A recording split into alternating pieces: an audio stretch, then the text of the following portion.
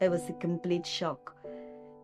When we got into that 5th week and we did the biopsy and it came biliary atresia, and the same day the doctor came and said, okay, we'll do the operation tomorrow, my husband and I were, it's a life-threatening, illness. It's a lot to take in.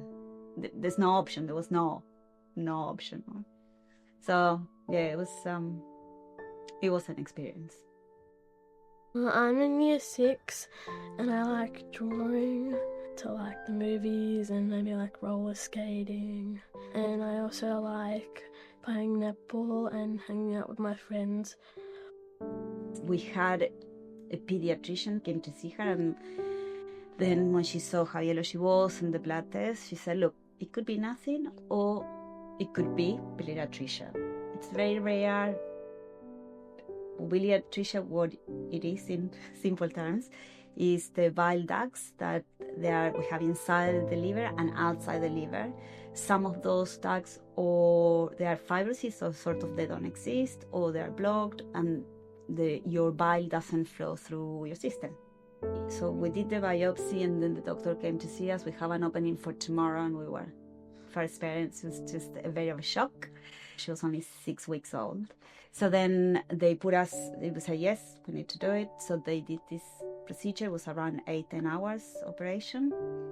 Success. I remember one of the things to show you if it's success or not is the color of the poo. And it was normal. This operation, the idea is that if it's successful, you can extend the life of the liver you've got, and then it gives you more time to grow and get a better liver later in life. Between 8 and 9, we noticed quite a bit of a decline, and the doctor's the same. You get sort of water inside your belly, and that makes that your belly becomes bigger and bigger with time. Well, no one at my school could really tell. It was kind of hard for clothes to fit because like there's a big ball on my belly. The other things that I could notice, obviously, were energy levels in comparison to other kids. You will see kids running. She was sitting, rowing. Then it was decided to put her in the transplant list.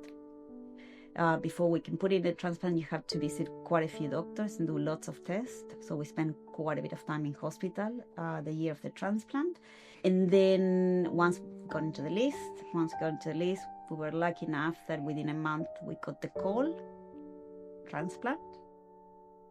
It was in the middle of the night, around 11, that we need to be in hospital around 5 in the morning. We woke up Morgan, do you want to come? But then she realized, yep, I want to come, I'm ready. And then we go to hospital, they do all the preps, and then ready for the operation room. And Dad put on this silly cap. Yeah, we all put the silly caps on, and there was lots of people, lots of machines, and we have to give her a kiss and put her until she went to sleep. And then I think the operation lasted around 12 hours or so. To see her, she was connected, so it's quite of a shock when you see your kid connected to a lot of things. So I got out of bed after my operation and I told Mom that this is what it feels like to be alive. So she spent 10 days in ICU and about a couple of weeks, a bit less, in a ward. And then I got to leave on my birthday. That's right. Yay. That's right. Yeah. Well, all the teachers at school said, "Are you okay, honey? You look so different." Her whole face changed completely. But yeah, they like yesterday I was running around, we were playing tag, and it was really fun. So yeah, I did notice a bit. Yeah, when I left hospital, I had a lot of medicine. We are almost 2 years after, and we just with one medication, which is the anti-rejection medication. Yeah. It seems like it was not that long ago, but it feels really far away, which is a good thing. My advice to the families of kids with biliary atresia will be to first follow the doctor's advice to the T. So take the medications when they need to be taken, follow exactly what they said.